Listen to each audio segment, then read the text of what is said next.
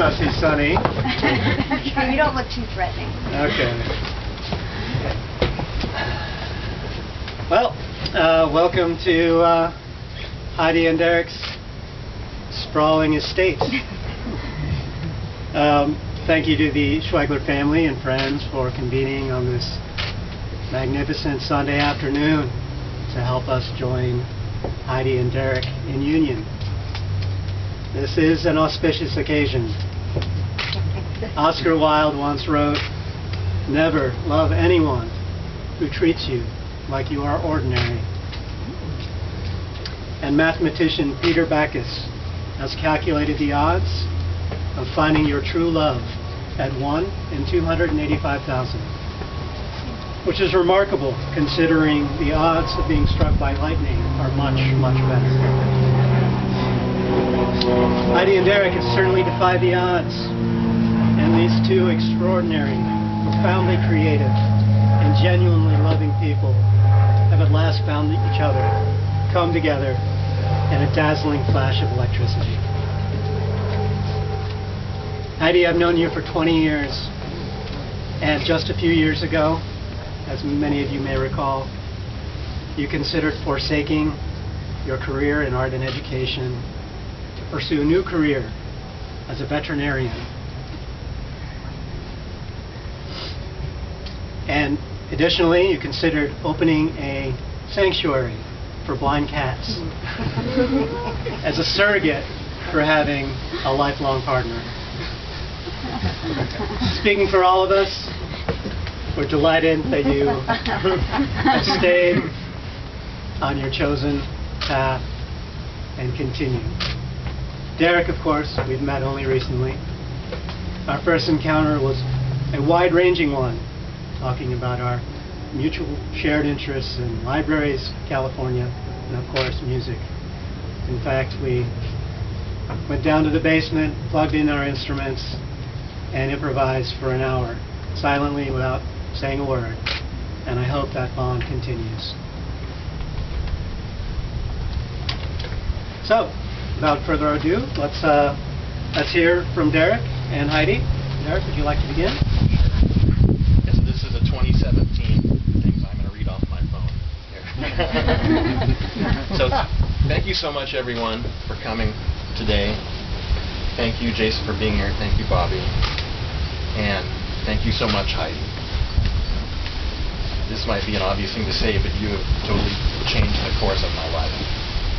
When I met you, my life was not bad and I was not miserable, but my life was totally self-directed. I was living only for myself, in other words. My heart had essentially closed up. Once I met you and started to share your world with you, my outlook toward other people and toward my own place in the world changed. Once my heart opened to you, it began the process of opening once again to my fellow humans as well.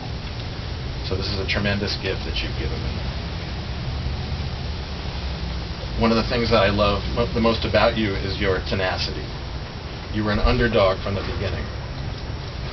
You've overcome the adversity and the pain you've experienced in your life by the strength of your spirit and your will, and ultimately your love of life. I see it when you eat something you really like, the way your whole being lights up. I see it in the great art that you've given to the world. And I see it every day when you wake up ready to take on each day and all of its challenges. So you and I met each other rather late in life. And as we form this union together, we face a world that is in many ways chaotic and uncertain. On the macro level, there's a great deal of turmoil in the world. The effects of our climate changing are already scary now and will be more so in the near future. On the micro level, we have to deal with our ever-aging bodies and minds, and the prospect of people that we're close to aging as well. I'm just so incredibly grateful to have found such an incredible life partner, and I couldn't imagine anyone better to go through this phase of our life together with. Thank you for your strength and your generosity and your love. I love you. Thank you, Derek. Heidi? I have a few stories. So, On our first date, as you may well recall, I came in nervous, excited to see you, and very talkative after an intense day of work. At one point, I was painfully stumbling over a quote that would help you understand the motivation for my work. I couldn't even remember the author and probably only got about 2 words right, but somehow you knew it was Roland Barthes from Our Lover's Discourse. I screamed and almost pushed you off the stool. I knew at that moment there was something very special here. That was the first date. I reread the full quote in my preparations for today, and it's even more poignant than I remember, so I'm going to read it. A Buddhist riddle says, "The master holds the disciple's head underwater for a long, long time. Gradually, the bubbles become fewer. At the last moment, the master pulls the disciple out and revives him. When you have craved truth as you crave air, then you will know what truth is. The absence of the other holds my head underwater. Gradually I drown. My air supply gives out. It is by this asphyxia that I reconstitute my truth, and that I prepare what in love is intractable."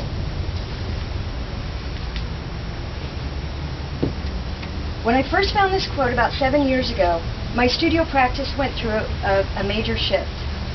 My community was suffocatingly small. My job had become stale. My work and research came from reading, not from lived experience, so I left. I traveled 28,000 miles. I met myself again for the first time, and life in my studio had a new purpose and clarity. Everything finally felt true. I no longer predetermined what I would make, and a slowness crept into the studio. I stopped controlling the material. I would prod it until it showed me what it could do. I tell you this because I now realize it is very similar to how I think about you. This relationship has been like no other. There is a slowness and a truthfulness that is idiosyncratic yet very natural, like coming home after a long absence. You are my antidepressant, my lorazepam, my ibuprofen with no side effects. With your presence, the bubbles have gradually become fewer, and I can